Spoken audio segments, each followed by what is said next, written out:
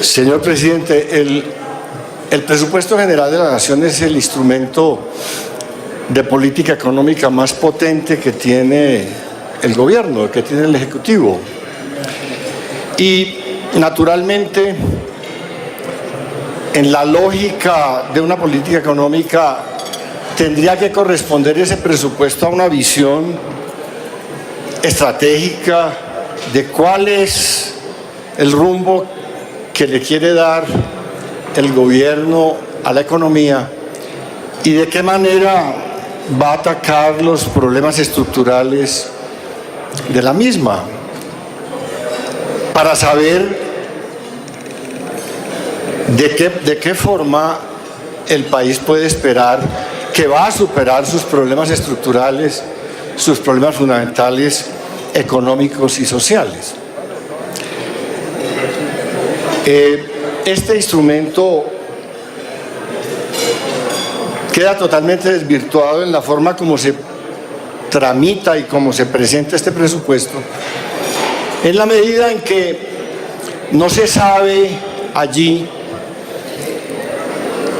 cuál es la respuesta que el gobierno le da a esos problemas estructurales. Por ejemplo, no sabemos ese presupuesto y en la línea de ese presupuesto, en el horizonte futuro de la economía, qué va a pasar con cuestiones estructurales como el crecimiento económico, como la superación de un déficit comercial crónico que tiene el país, un país que está creciendo más en sus importaciones que sus exportaciones, la concentración de las exportaciones o la falta de diversificación de esas exportaciones.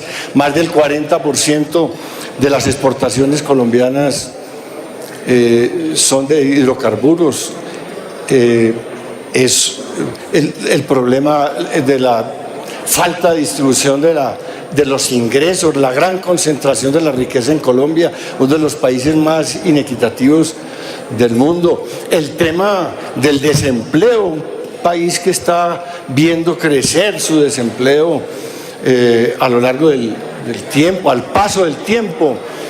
De la misma manera, ese peso tan potente que tiene la informalidad en la economía, más del 50% de informalidad en la economía.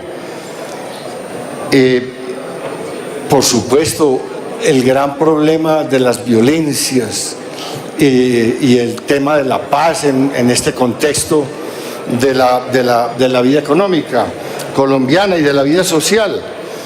El gran problema de la deuda. El país está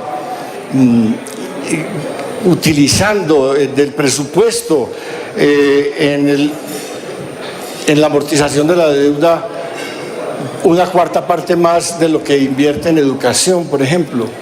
En fin, digamos que lo que hay ahí como planteamiento económico no le permite a uno pensar este gobierno cómo cree que vamos a superar los grandes problemas, los problemas estructurales de esta economía y cómo vamos a salir adelante. Un país que está creciendo al 3% anual, cuando todos los analistas económicos coinciden en decir, y el propio ministro, yo le he escuchado decir lo mismo, pues que este país debería estar creciendo al 7% si es que aspiramos a superar la pobreza y a superar los problemas del subdesarrollo. En fin, este presupuesto entonces no es un instrumento frente a la problemática económica y social del país, sino un instrumento administrativo que le permite al gobierno simplemente poder girar unos cheques y pagar unas cuentas sin que eso tenga realmente una enjundia, un sustento, una proyección económica y social para los tiempos contemporáneos, para los tiempos que corren y para los tiempos en los cuales el gobierno ejerce su mandato. Señor presidente, por otro lado, habrá que decir, la democracia La democracia no es una ideología, la democracia no es una doctrina, la democracia no es un programa. La democracia es un ritual, es un protocolo, es lo que inventó la política en el mundo para que puedan concurrir a la discusión de los problemas de la sociedad, pues todas las vertientes, todas las realidades, todas las opciones, todas las opiniones que concurren en la vida social.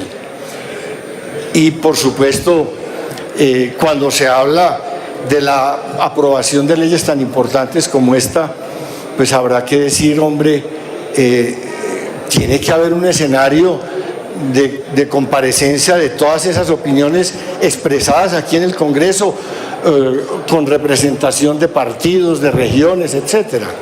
Eso no ocurre. Voy a dar un ejemplo. Para la aprobación de este presupuesto, a partir del momento de su presentación en el mes de julio, pues este Congreso tiene 3 meses. 3 meses. Pues se perdió uno de esos 3 meses, sin que se hubiera convocado ni a los ponentes, ni a las comisiones conjuntas económicas de Senado y Cámara. Simplemente se fue en blanco un mes. Por fin, bancadas como la bancada liberal coinciden con el Partido Alianza Verde en algo que venimos replicando y replicando cada año, y es: aquí no hay debate de estas leyes económicas, no hay deliberación, no hay oportunidad de expresar los distintos puntos de vista. Y aquí se llega de una manera atropellada a aprobar estas leyes, como va a ocurrir hoy con esta ley, a los pupitrazos. Por esa manera abrupta y atropellada de aprobar estas leyes, se está anunciando que se va a caer la ley de financiamiento, precisamente porque no hubo un espacio de información y un espacio de deliberación. Y hoy se va a repetir la misma dosis. Nos van a traer acá un proyecto que se va a aprobar, que se está aprobando en la Cámara de Representantes, para que sea pupitriado acá en esta sala, sin ninguna deliberación, sin siquiera conocer los detalles de la discusión que se lleva a cabo en la Cámara y, por supuesto, las minucias y los detalles de lo que viene aprobado desde allá. Les recuerdo al honorable Senado de la República que cuando se hizo la misma gestión en el trámite del Plan Nacional de Desarrollo, la bancada del Partido Alianza Verde se retiró del recinto en protesta por el abuso que significa esa manera atropellada de tramitar estas leyes.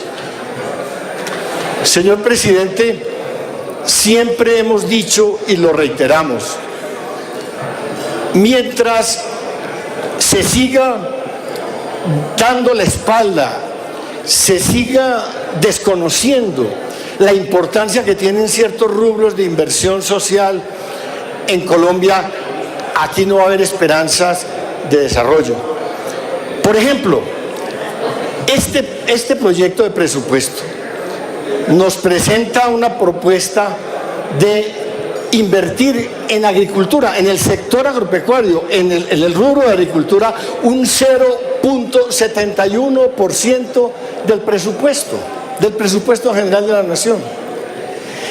En el tema de medio ambiente nos está proponiendo un gasto que equivale al 0.26% del presupuesto general de la nación. Uno oye al presidente de la República hablando en los foros internacionales sobre el gran interés que tiene este gobierno en los temas ambientales, y aterriza uno la mirada en este presupuesto y se tiene que dar cuenta de que el presidente está hablando de algo que no puede soportar con la realidad del esfuerzo presupuestario que hace el gobierno y que hace el Estado.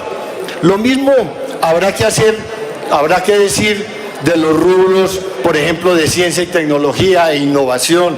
El senador Lemos tiene razón cuando dice: no hablemos solamente de ciencia y tecnología, sino de ciencia, tecnología e innovación, según unas lecturas recientes muy importantes que ha hecho. Y resulta que ese rubro de ciencia, tecnología e innovación es del 0.14%, 0.14% del presupuesto. Y en cultura el 0.15%, y en deportes y recreación el 0.25%. Sumados esos rubros de agricultura, ambiente, ciencia y tecnología, innovación, cultura, deporte, es el 1.50% del presupuesto. ¿Cuál es la esperanza que tiene este país de resolver problemas, repito, estructurales de esta sociedad? En justicia, los dos rubros de justicia, que son justicia y derecho, 1.20%, y la rama judicial un 1.82%, es decir, solo el 3.02% del presupuesto general de la nación está dedicado a los rubros de justicia, en un país de impunidad, en un país de violencia, fruto precisamente de esa impunidad. ¿Cuándo este país va a poder ver la paz con unas inversiones tan lánguidas en sector tan importante como el de justicia? Señor presidente, señores senadores, en la erradicación de cultivos, por la vía de la fumigación, este país invirtió entre el año 2005 y el 2014 80 billones de pesos, 80 billones de pesos. Esto es 40 veces más de lo que se está invirtiendo en este presupuesto en agricultura. Es decir, nosotros pretendemos fumigar a los agricultores, fumigarles sus cultivos de coca, agricultores que están allí precisamente buscando una supervivencia porque no tienen alternativas de comercialización, de producción dentro de la legalidad y dentro de la formalidad que les permita vivir de una manera digna. Les estamos invirtiendo el 0.71% del presupuesto y estamos diciendo que en 9 años se invirtieron 80 billones, 40 veces más. Se invierte por hectárea en cada, de acuerdo con las cifras de la propia Presidencia de la República, en cada fumigación 72 millones de pesos por hectárea. Y a los campesinos no solamente se les está fumigando, sino que no se les está entregando sino una miseria que ni siquiera alcanza a contarse en centenares de pesos por hectárea. En estas condiciones, señor presidente, lo que tenemos aquí es un instrumento administrativo, burocrático, para que el gobierno pueda funcionar y girar unos cheques que no le van a resolver al país ningún problema. Queremos al mismo tiempo señalar lo siguiente: hay un rubro inaceptable en ese presupuesto que habla de la realización de activos del Estado. Eso ni más ni menos consiste en la descapitalización del Estado colombiano, del pueblo colombiano. Está hablando de 8.5 billones de pesos de ingresos por la vía de la enajenación de activos. Enajenación de activos que se convierte en gastos corrientes. Es una descapitalización de la nación, una descapitalización del Estado y una manera...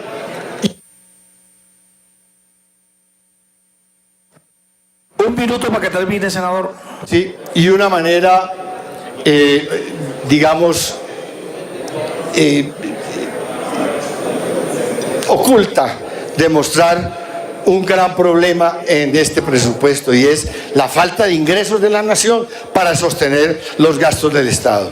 De la misma manera que estamos diciendo y señalando que el artículo 140, que se refiere a la JEP,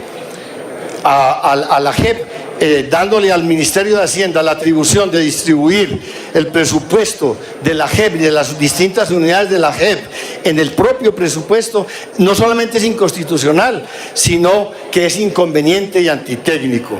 Sobre esto tendremos oportunidad de entrar en detalle más adelante. Lo mismo que en el tema de la enajenación de activos, el senador Juan Luis Castro irá a hacer sus apreciaciones y podrá demostrar de qué manera se quiere vender. 30 segundos, senador. Uno de los activos más importantes del Estado, más productivos, estratégicamente más necesarios en el manejo de la política económica, que es ISA. Y eso, para convertirlo en gastos corrientes, nos parece inaceptable. Por eso, nosotros vemos que este presupuesto general de la Nación es inconveniente para los colombianos. Muchas gracias, señor presidente. Muchas gracias, senador Marulanda.